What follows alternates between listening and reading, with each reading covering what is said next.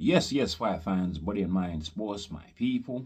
You are fully appreciated in this round, my guys, my people. Let's get right into it. So let's talk about it. Abdullah Mason versus Albert Bell. Great fight, great fight. We do know that it was supposed to be Bell versus Andy Cruz in an IBF eliminator, and it was supposed to be Abdullah Mason versus Joe Cordina. Now, Cordina was denied a visa to enter the US, so he couldn't make it. It was due to an altercation that he was involved in the streets, my guys, my people, in his home country of Wales. And until he can appear in court and clear that all up, we won't be seeing him near the ring anytime soon. But he'll be kicking himself, because I do believe that he would have been at least had half a chance. He would have at least had half a chance, just like Bell did. Just like Bell did. Bell, who only stepped in 1 week's notice, so both fighters, they weren't preparing for one another, but they do know each other very, very well. They are very familiar, not just because they both come from Ohio, but they've had many sparring sessions to know what each other is about. And I would say that's about how the fight played out. That's just about how it played out. Albert Bell, he took the first 6 rounds, most definitely. The other half was Abdullah Mason's. I just thought that for the first time, Abdullah Mason, he came up against somebody who could totally outbox him. You know, and he had to pull out other tools. He had to pull out other tools to get past the hardship, the hardship that Bell was showing him in the ring. So yeah, he had to dig into his bag of natural gifts. That is, of course, his athleticism, his explosiveness, his power, his ability to get on the inside and just be aggressive, man. Just be aggressive. The body shots as well was what really did it, you know, cap the lid on top of everything, you know. Yeah, because he did it with the body shots. Not any consistent attacks of body shots in any particular round, but from round to round to round to round, he was just slowly chipping away at the body. And the result, he finally got it in the 12th round when he got Albert Bell to his knee. He came out in that 12th round really, really fast. And in no time, he had Bell on his knees. Now, he did make the count, Bell. He made the count. But what followed after was a barrage where Mason was trying to get Bell out of there. Not too many shots landing. Not too many shots landing. But you know what he did? He pushed Bell's head down. Bell again went down to his knees, and the referee decides that it was a knockdown. Crazy. It wasn't a punch, it was a push down. Plus, the ref decided that he was not going to start a count. Instead, he was just going to wave the fight off. Totally wrong. Totally wrong. That was very, very corrupt. All right. Obviously, they were setting up to to steal the fight from Bell, but they didn't have to. Because I saw Abdullah Mason winning the fight. In all honesty, even though Chris Mannix, after the first 6 rounds, thought that Abdullah Mason was down by 6 rounds. I didn't have it that bad. I had Abdullah Mason at least stealing the first round, and the general public, their votes was that Abdullah Mason at least had 1 round after 6 as well. So yeah, but listen, the judges after 6 rounds had Abdullah Mason ahead. So all along they were gearing up. They were gearing up to steal this fight from Bell. They didn't have to, because Abdullah Mason won it fair and square. I felt that he would have gone on to stop Bell anyway, but the referee, absolutely bogus. Should have given Bell an opportunity to finish the fight the way that he wants to. But yeah, great fight. Abdullah Mason, though, as we saw in the fight, he gets hit quite a lot. It's not the first time that he's been through adversity, though, right? And then now he's faced with a pure boxer. Totally different styles, different problems, but he always finds a way to get through. He always does. But if I were his handlers, though, I would take some time. I will take some time, but it's a bit too late, isn't it? It's a bit too late. I don't think it's ready for the likes of Shakur Stevenson or Gervonta Tank Davis right now. And if I were his handlers, I would have said, okay, slow down a little bit with him. But listen, he's got a target on his back. He does. He has the titles, which everybody wants. I think he can unify. He can unify if you play smart. You know, we have Floyd Schofield, the #1 contender to the WBA straps, and he was calling out Gervonta Tank Davis to fight. But since then, Tank Davis has relinquished that belt. It is now vacant. So why don't Team Abdullah and Team Schofield get together and get at the WBA and say to them, well, appeal for the belt to be put on the line in a unification with Abdullah Mason.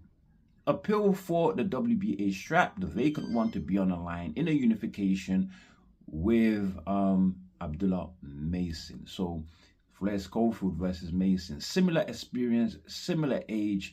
I think that's a great fight. That is a great fight. But you guys tell me what you think, man. Now, with that said, as the co-main event, we had the likes of Bruce Shushu Carrington. He went up against Rene Palacia.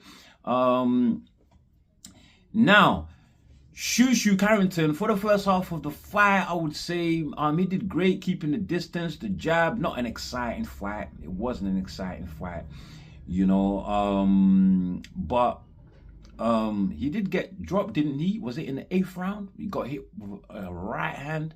I think it sort of caught him slightly at the back of the head. But he turned his head into the punch, really. And I thought to myself, that was a knockdown. The referee again chooses to ignore it, favoring the in-house fighter, just like they favored Abdullah Mason, right? They didn't really have to favor Abdullah Mason because he won it anyway. But that would have been a 10-8 round, right, had the referee counted it as a knockdown when Carrington went down. And do you know what? He started fading in the stretch as well. So by, let's say, 9, 10, 11, round 11 and 12 was very hard for him. He was eating some real body shots. And I'm thinking, this slow coach Palacio is able to get to you like that? Hell no. Hell no. Man, when I saw that, I said to myself, Naya Inoue is going to be licking his lips right now, because I'm telling you, if he has any hesitation about moving up to featherweight after that performance from Shushu Carrington, he's going to be confident now, because I do believe he beats Carrington. I do believe that Inoue, if he goes up to featherweight, will be able to take his power up with him. He's got the speed, the athleticism. He's just an elite fighter, Naya Inoue. I think he's got Carrington all day. I see him beating everybody, maybe apart from Rafael Espinosa, the WBO champion. The IBF champion is Angela Leo, right? WBC is Bruce Shushu Carrington. And the WBA is Figueroa. Oh, Figueroa is relentless, though. That could bring some hardship to Inoue, but who knows? I think he beats all of them, but Rafael Espinosa, I'm not quite sure. But I think Inoue is gonna want to be hanging about a super bantamweight for a little while, because I think he does really like that Bam Rodriguez fight. But Bam, though, he's got one more fight in October, a solid fight at bantamweight before he moves up to super bantamweight to face Inoue. And the date they are targeting is January in Japan. Let's get it, my guys, my people. Now, with that said, let's talk about Vergil Ortiz versus Bruce Ennis, or rather Bruce Ennis versus Vergil Ortiz. As we know, Team Ortiz, Oscar de la Hoya, his trainer, and Robert Garcia, they want the fight. And his manager, Rick Meridian, as well. They want the fight straight away, right? But they need to understand a couple things. I'm sure they do, but they're trying to play dumb right now. But the honest truth is that, you know, Bruce is a 2-division champion now. Has been unified at both welterweight and junior middleweight. All right, and he just beat the likes of he just beat, what's his name? Xander Zayas. The best name. People keep saying that this guy still has a better resume than Bruce Ennis, Virgil Ortiz. Okay, Virgil Ortiz, right? He beat Bohachuk controversially. Some people think he lost, right? Then he beat Majumov. That was a good win. But you know what? I think Xander Zayas beats Majumov. And I was telling you guys, Ortiz beats Majumov as well. But many people were picking Majumov. I don't understand. Majumov is a limited fighter. I see it. All that perpetual movement. You can't get past that. Come on, man. And then who else? He's got Fini on his resume as well. Lubin, Erickson Lubin, who he stopped in just 2 rounds, but Lubin had already taken severe damage a couple fights ago from Sebastian Fondora. And you know what? Ortiz hits harder than Fondora. Fondora, though, he's just got that leverage and he just keeps pinging you until you get damaged up. I think, as I see it, Ortiz and Bruce Ennis are the 2 very best at 154 pounds, right? My instincts are telling me that Bruce is the best, but the way he gets hit a lot, who knows? Ortiz is definitely in with a chance. But Bruce, right? He's the A side now. He's the A side now. And Team Ortiz need to recognize this. They say they want the fight. But Eddie Hearn has said in a post-fight of Xander Zayas and Bruce that they should send a contract. You want the fight? Send the contract and make it worth our wow, right? And we remember what happened the first time around, where Oscar De La Hoya wanted a 60-40 split in Ortiz's favor and 5% to go to the winner, 5% bonus to go to the winner. You can't come with that this time around. You really can't come with that this time around. Mr. I filled up the Barclays, Boots Ortiz. Come on, man. You gotta come better. You have to come better. And it's not going to be 50-50. Boots is clearly the A side now. He is clearly the A side now. So unless Team Virgil, they are looking to negotiate and maybe take less than Boots, right? Whatever that amount is, then I can see this fight possibly happening. Plus, the money, what they're gonna offer to Boots is got to match up to what he is. A legacy fighter, a pound for pound fighter, 2-division champion, right? Unified, my guys, my people. It's got to be worth his while. Otherwise, they're gonna need Turkey to make this fight. They're gonna need Turkey to make the fight. Now, Boots was trying to reach out to Sebastian Fondura to make the fight, but then he ducked. He doesn't want any parts of Boots. And Virgil Ortiz since has been calling Boots a duck for reaching out for Fondura instead of him. But Boots can't talk. Ortiz can't talk. He's been Fondura's mandatory since 2024, August of 2024, he's been Fondura's mandatory and has not been actively calling for that fight. The WBC as well have not attempted to make that fight. They've not attempted to make that fight, right? So, has he been ducking Fondura? Has Fondura been ducking Ortiz? But guess what? Whilst Fondura is ducking Boots, right? And ducking Ortiz, they're both ducking one another. Ortiz and Fondura, for real, right? So meanwhile, Fondura is ducking. He is looking to defend against his #1 contender, and they're calling him his mandatory. He goes by the name Amal Hadiri Jab. How can he be his mandatory when Virgil Ortiz is the interim champion and direct mandatory to Fondura? They better make that fight next, and Ortiz should be calling for it, because Boots is running away from you. Not ducking, running away. I'm talking about in terms of achievement, he is growing. He is growing, man. Call that Fondora and make that fight happen.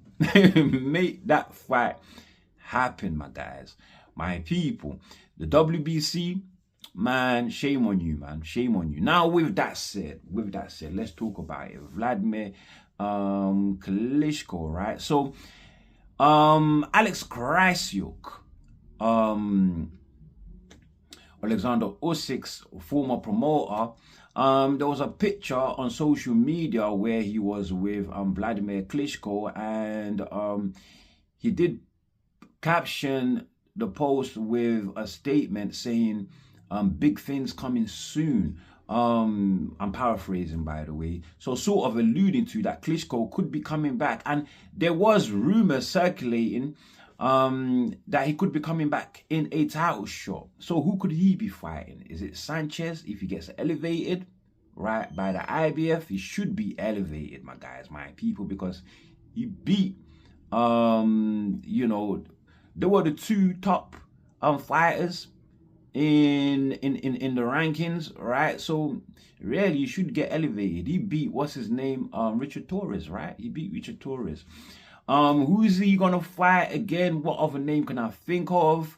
So I've mentioned Sanchez, Kabayel. Now him and Kabayel would be a great fight in Germany.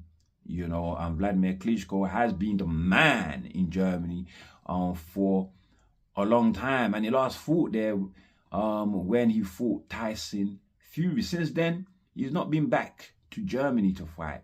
So that would be a huge comeback, and it would be some sort, they can promote it as maybe some sort of a passing of the torch to AJ Kabayel, but really, what sort of passing of the torch is it when Klitschko has passed it himself? he's like how old? 49 years old.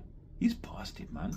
It would be dangerous for him to step into the ring with AJ Kabayel, you know. So yeah, Daniel Dubois, very, very unlikely.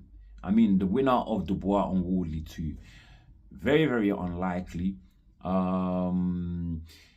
Maybe Gasiev.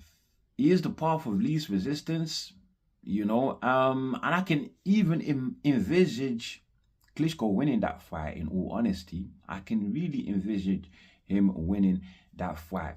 Whereas there ain't no titles on the line, other names that could be great for him, and Spencer Brown, AJ Kabayel's manager, right? He said that Tyson Fury could be an option. A rematch with Fury could be an option for real, for real. That would be massive in Germany, for real, for real. Yeah. Did he mention Rico as well? But I think Rico would be a great option for him too. Rico Verhoeven. Rico Verhoeven, who is now ranked 8th. Top 10 by the WBC, can you imagine? Crazy stuff. Crazy stuff, right? And Spencer Brown is targeting him as AJ Kabayel's next opposition. Kabayel is fighting again in October. This man is ranked 8th and he just come off a loss to Alexander Usyk. Has not had no previous extensive experience in the heavyweight division. Only had one fight, and that was light years ago. That was light years ago. So, man, how are they doing this? They're worse than the WBA, who has him ranked, I believe, at number 15 or 14. Number 15 or 14. Yeah, they are after that money, boy, because he does not deserve to be ranked coming off a loss. Doesn't matter who you fought or how well you did. Don't deserve to be. He needs to take another fight to show that he's worthy. Not AJ Kabayel, who has a championship. You're going to defend your championship against? Nah, I hope they don't go for that. And Spencer Brown saying that he likes that fight. Of course you're going to like it. It's a money fight, but it's disgusting, man. It is disgusting. Kabayel, well, obviously the Usyk fight ain't going to happen. He's been elevated, right? But Kabayel, who said he is looking for all comers, anyone that can bring a big fight. So even the winner of Dubois Woodley could be an option, right? And he says he's open to the winner of AJ Fury. He's open to the winner of AJ Fury. But he's not going to be fighting them next. He's not going to be fighting them next. I'm all over the place, isn't it? All right.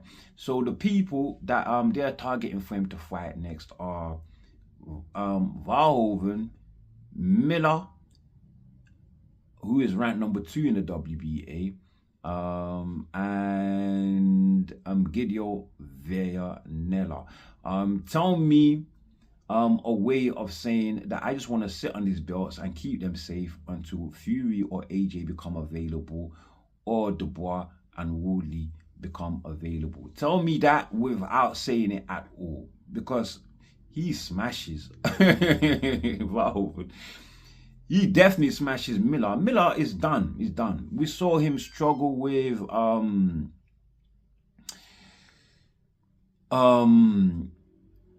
what's his name? Lanier Parro.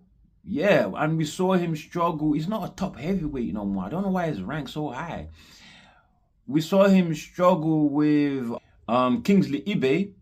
And I actually thought Kingsley Ibe won that fight. So he's done. He's done. He's easy pickings. Easy pickings. Guido Villanella will offer a little bit of resistance, but I think he beats Villanella as well. So yeah, tell me a way of saying I want to keep this belt safe until the big fights become available without saying it. And this is what Usyk's holding on of the belts have caused.